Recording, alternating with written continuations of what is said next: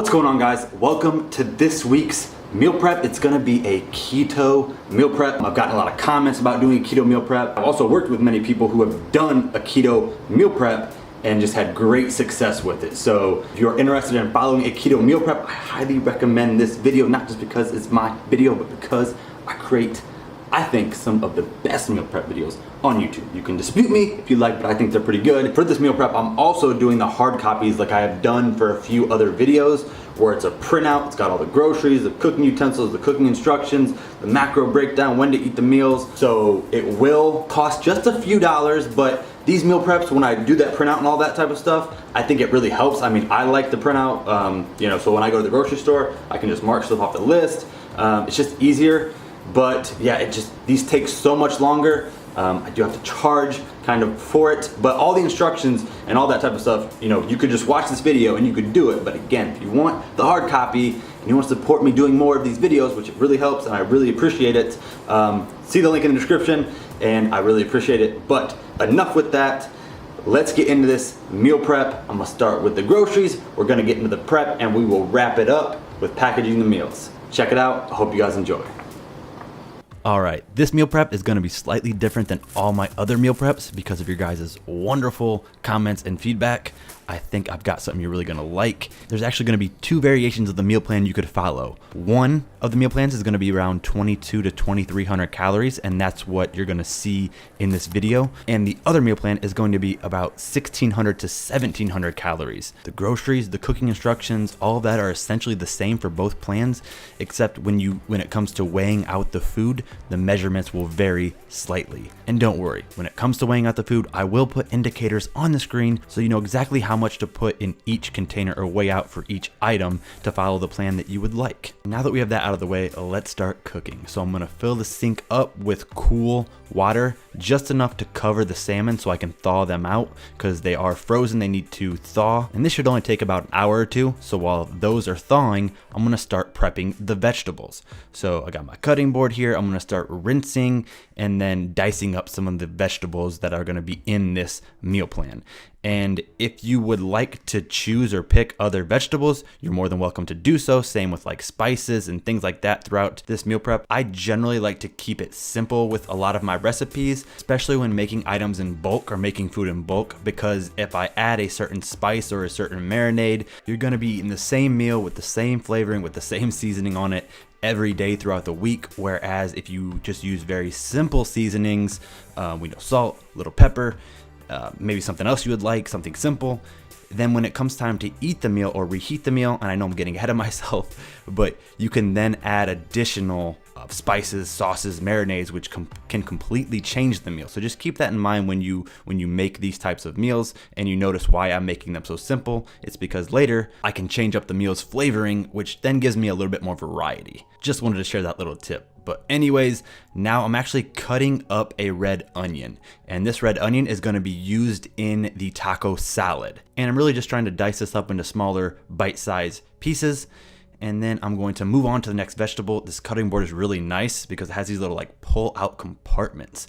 So I can just cut it, swipe it into that little pull out compartment, change the compartment up and keep it moving. I'll put a link to this cutting board in the description, as well as there'll be a link of, all the cooking utensils again and stuff like that in the hard copy that you can get. But I moved on to the asparagus, just cut the tips off of it. And again, swap. I don't know the right sound effect, but yeah, I'm just swapping out the compartments again real quick, moving on to the next vegetable. We got some tomatoes here, and I think what I'm gonna do is shut this voiceover down for right now while I cut these vegetables up, because that's all I'm doing is cutting the vegetables up. You guys can see it, and plus, I'll probably just start to ramble while I cut these up, and nobody wants to listen to that. So yeah, just check out these vegetables being cut up, how I'm kind of doing it, and I will be back once they're all cut up.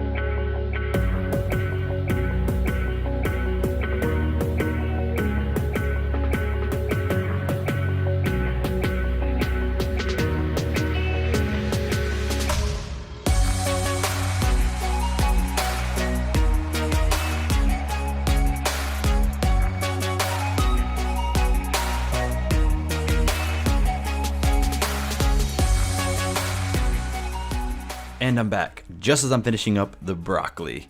So after the broccoli, I'm moving on to the spinach here, and I'm gonna rinse it.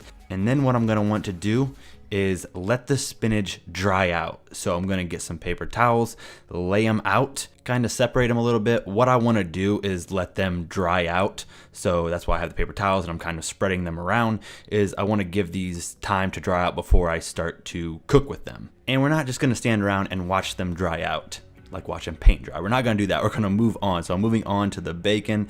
So I have these foil baking sheets. You could just use a regular cooking sheet if you would like as well. And you just wanna separate the baking onto the baking sheets, preheat the oven to 375 degrees. Once it's at 375 degrees, bake them for about 20 to 25 minutes for some crispy bacon. I like that crispy bacon. I don't want no soggy bacon. Don't bring no soggy bacon around here.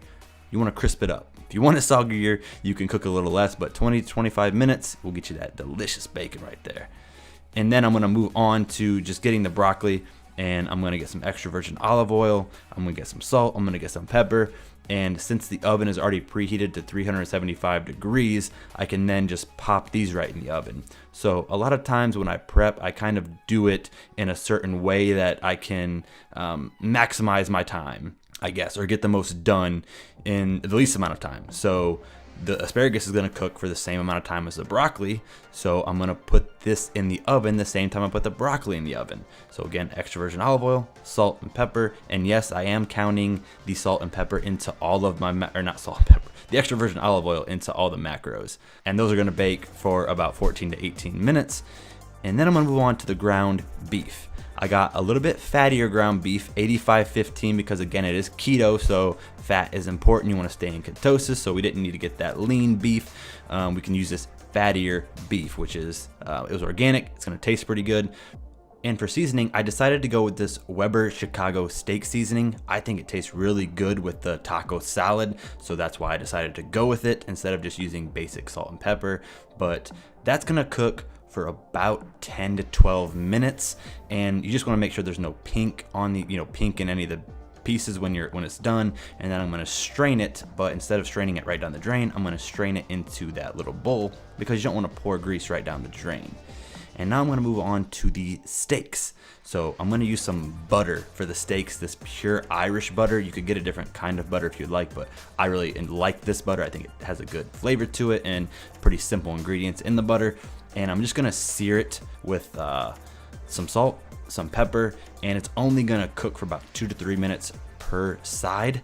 And as this cooks, I'm going to get a cookie sheet right there, and I'm just gonna put some tin foil on it. I use tin foil, and sometimes I use like foil roaster pans. It just helps speed up cleanup time. I don't have to clean up as much stuff then. Don't have to wash as many dishes, which is always good.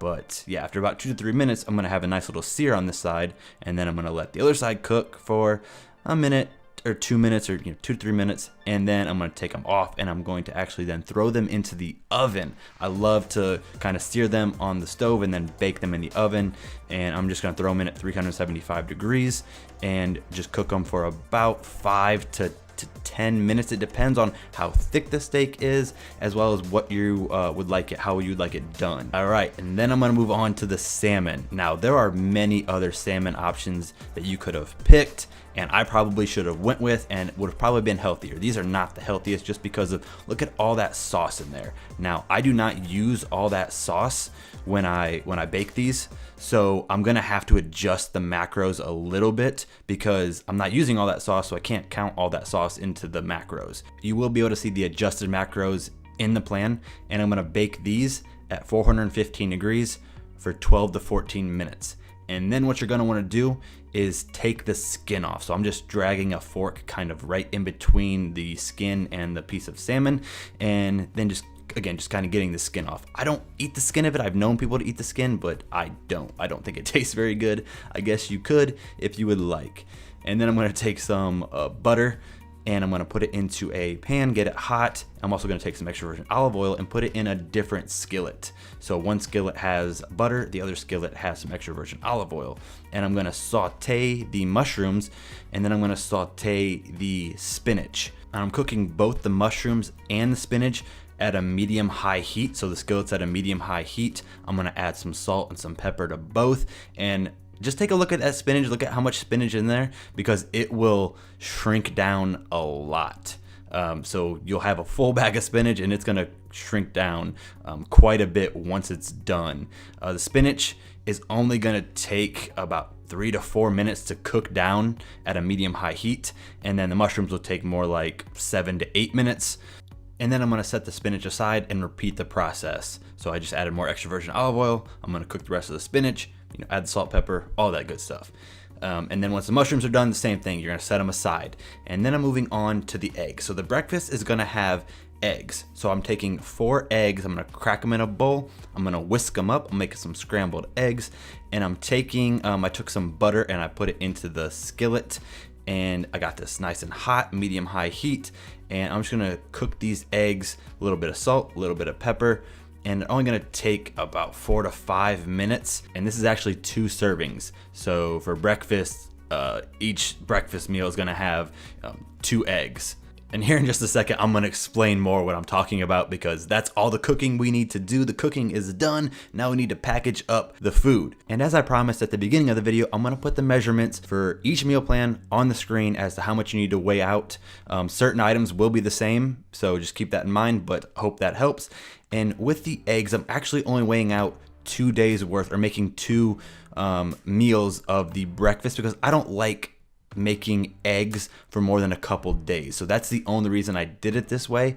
But at the end of the video, I actually show that I have 2 more containers that just have 2 eggs in it and have the rest of the food items. And again, in the hard copy meal plans, I lay out all of this, and I kind of explain certain things as to why I did it the way that I did it. So if you want that hard copy download, and you want to show me some love, and you want to just support this channel, support me doing more of these videos, I would appreciate it. Check out the link. And now let me get back to more of the voiceover of the actual prep. So with this cheese, this is gonna be a difference in each plan. So one of the meal plans is getting 1/4 of a cup, and the other plan is gonna get half of that. So 1/8 of a cup. Again, that's indicated on the screen, but I just wanted to make that clear. So same thing with this taco salad. The taco salad for this 2300 calorie plan is gonna get about 3.5 to 4 ounces of the beef. And for the lower calorie plan, it's gonna get about 2.8 to 3 ounces of the beef. The rest of the vegetables stay the same though. So the tomato is gonna be the same, the avocado, the lettuce, the red onion, and that's gonna be the same. And as I'm doing this, let me take some time to kind of go through a couple other things. So how I kind of weigh the food out and calculate macros. So I use MyFitnessPal to calculate the macros, and I almost always weigh my food cooked versus raw. So the cooked weight of food versus the raw weight is gonna vary a little bit on the serving size. So I use cooked weights in MyFitnessPal to factor the macros as well as the calories. It would be the best practice, I suppose, to do everything raw, but that means you'd have to divide out each piece of ground beef into 4 ounces and then cook it on its own. Same with everything else. So that can become very tedious, but you can always use, MyFitnessPal and try to use cooked weights. You do have to sometimes verify that the food is accurate, because anybody with an account can log in there and create food items and share it with the public. So they could really screw you over and screw your macros up by just adding in random incorrect food items. Another cool thing about MyFitnessPal is it'll actually let you scan in the food item. So on each item of food, right, you have the barcode, and you can use your phone to scan that barcode, and MyFitnessPal will pull up the item closest to it. So then you can also verify the macros that way. And if you want to follow me on MyFitnessPal, you can do that at Waterjug Fitness. And I believe when you do that, it'll actually show you like what I'm eating and stuff. But enough of that, back to the plan. And the cheese is something that's going to vary for each plan right here, right? So one's getting 1/4 of a cup, the other's getting 1/8 of a cup. And then I'm just using that lime over the avocado because that helps keep the avocado fresh. And for the salmon meal, I'm doing 3.5 ounces of the salmon for one of the meals, and the other lower calorie one would be getting the about 3 ounces of salmon. And then for the asparagus, I'm going with about 8 to 10 stalks of asparagus. And then I'm gonna weigh out about 3.8 to 4 ounces of the steak. This meal is also gonna have 1/2 cup of broccoli. And when it comes to the extra virgin olive oil that I use for cooking, as well as the butter used for cooking, those are also gonna be factored into the day's total of macros that you're gonna find in the plan. So those are factored in, and you'll see them. And now moving on to the snacks. So this is a full day. We're making all the stuff for the entire day. So I need to rinse the vegetables, rinse the fruit that I got, and I'm just gonna rinse it off and I'm gonna put them in bowls. You could go with different fruit if you would like. I just went with berries because they're typically lower in carbs and they have some fiber. Now, blueberries are a bit higher in the carbs, so you could go with a different fruit there. Maybe just go with blackberries, raspberries, and strawberries, but not a huge deal. And I hope the on-screen, guide or kind of measurements as to what should be going in each container or being weighed out, depending on the plan that you're following, is making sense. I tried to be as clear as possible because sometimes I don't talk about each thing being weighed out. But anyways, along with fruit, another one of the snacks is going to be 32 grams or 2 tablespoons of peanut butter, and then 28 grams or 28 almonds. And I got these lightly salted almonds, and that's basically it. Now there were a couple items not shown, like a cheese stick, some almond milk that also go into like the snacks, MCT oil, which is really helpful for following a keto meal prep, is taking MCT oil, and then a protein shake. So I still like to have a protein shake after a workout to refuel. So I have that as well. That is gonna all be laid out day by day, meal by meal, in that hard copy meal plan in the description, but you'll also see it here in just a few seconds. But that's really gonna wrap up this meal plan. I really hope you guys found it helpful. I hope you guys enjoyed it. Let me know what you guys think. Leave comments, feedbacks. If you'd like to show me a little more love, a little more support, check out that link in the description. Get yourself a copy of the meal plan. I really appreciate it. But until next time, keep chasing those goals, and I'm out.